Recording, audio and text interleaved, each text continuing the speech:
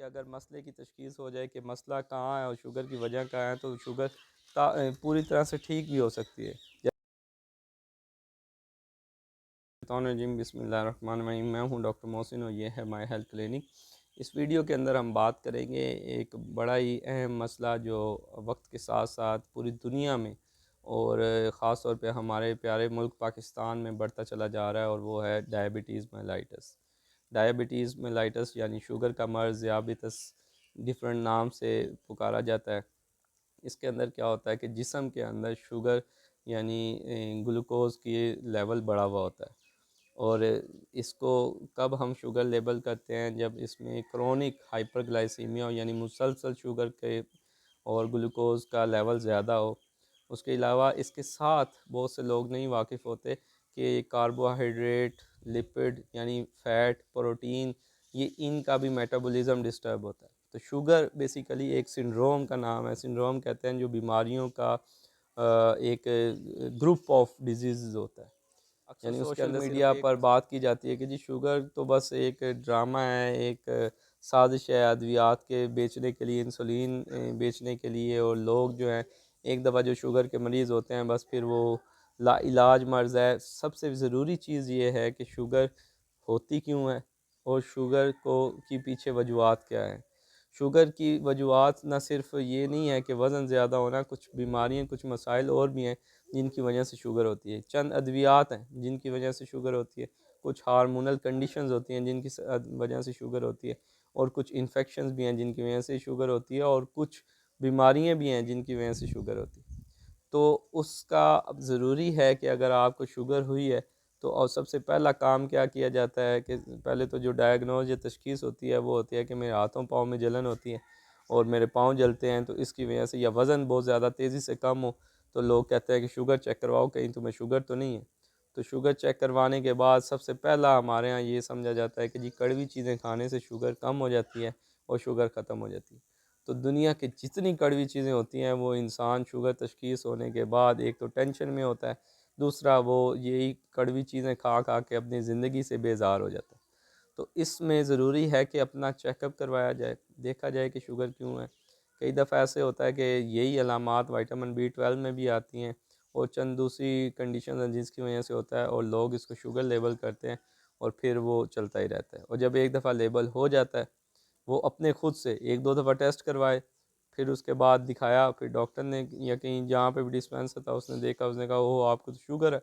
उन्होंने जो कुछ अद्वियात थी वो समझ आती थी वो इस्तेमाल की, वो शुरू कर दी। अब ताहयात हालाँकि जिस बंदे को शुगर थी ही नहीं, यानी ऐसे ही है कि जिसने कोई जुर्म किया ही नहीं है, उसको आपने कैद में, जेल में डाल दिया।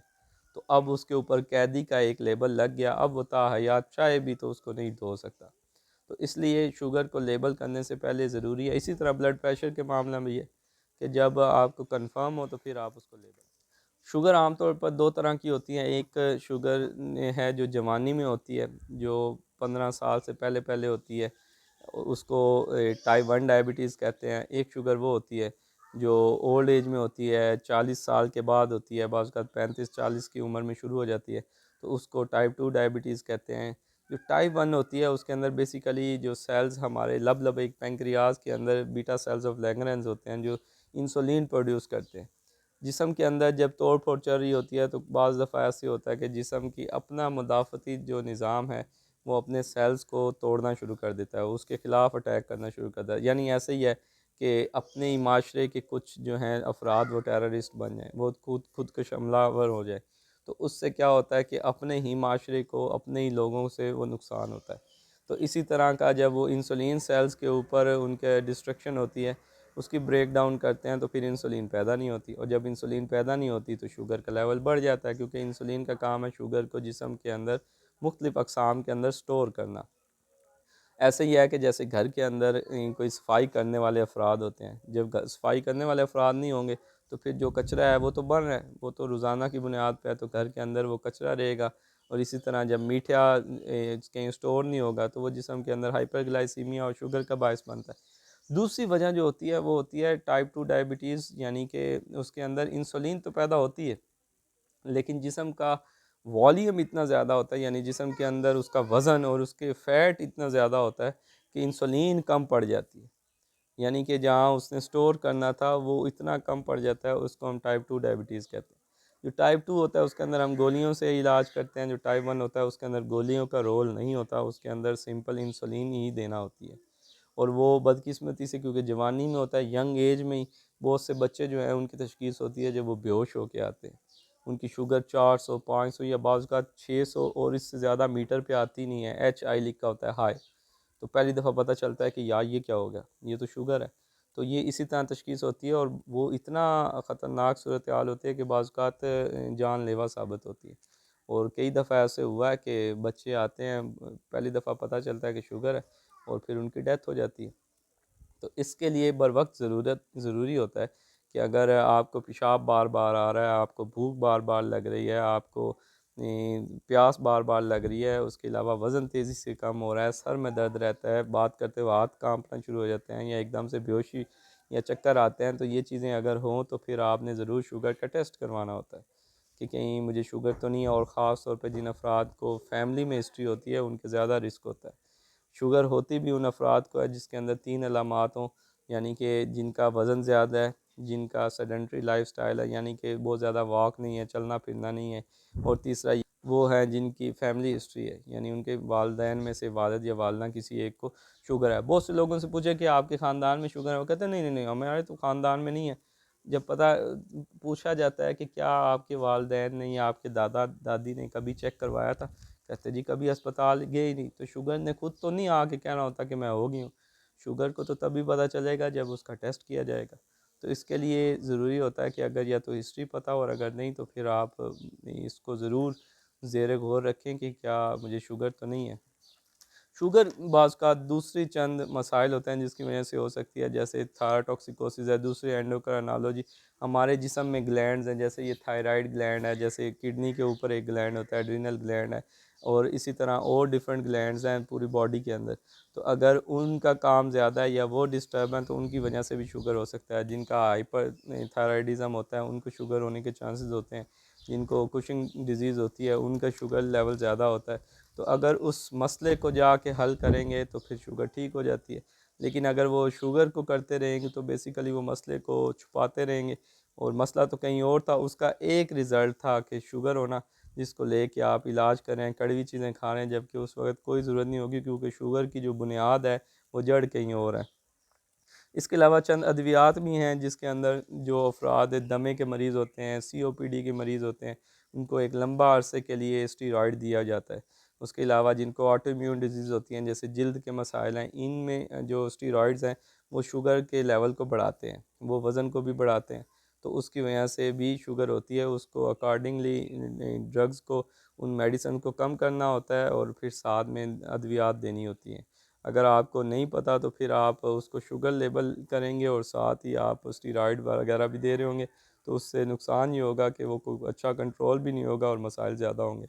थायज़ाइड डाययूरेटिक्स बीपी कम करने वाली अद्वियात इस्तेमाल करते हैं, उनमें भी शुगर का लेवल ज़्यादा होने का ख़तरा होता है या शुगर के मरीज़ बनने का ख़तरा होता है।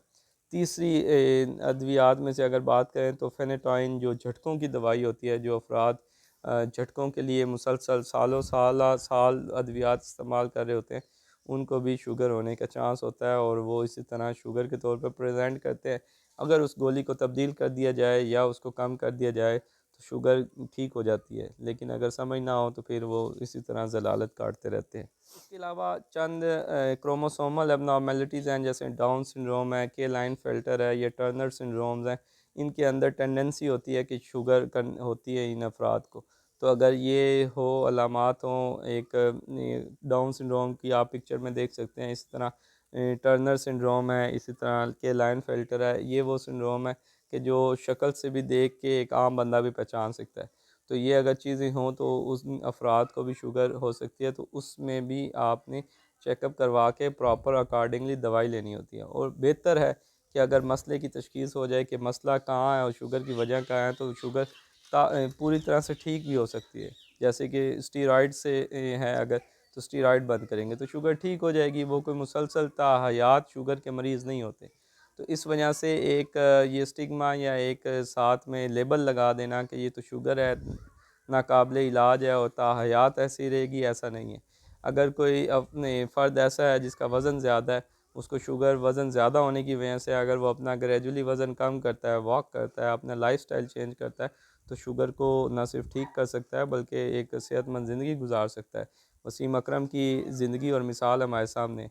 तो इसी तरह आप बहुत सी चीज़ों को कम कर सकते हैं, लेकिन अक्सर ब्लेम किया जाता है कि जी डॉक्टर अद्वियात लिखते हैं, उन्हें कमीशन मिलती है, उन्होंने बेचने के लिए एक आम बंदे को। ऐसा नहीं है, ये मर्ज़ बेसिकली अमीरों की मर्ज़ है। गरीब को तो रोटी नहीं मिलती, गरीब को शुगर नहीं होती। गरीब को शुगर होती है, उसकी अलग वजूहत हो सकती हैं, लेकिन ज़्यादा जो मेजॉरिटी में है उसका ताल्लुक ओवर वेट के साथ है, ओबेसिटी के साथ है। अगर आप वज़न को कंट्रोल रखते हैं या कम रखते हैं तो शुगर से छुटकारा हासिल कर सकते हैं या होने से बचा सकते हैं।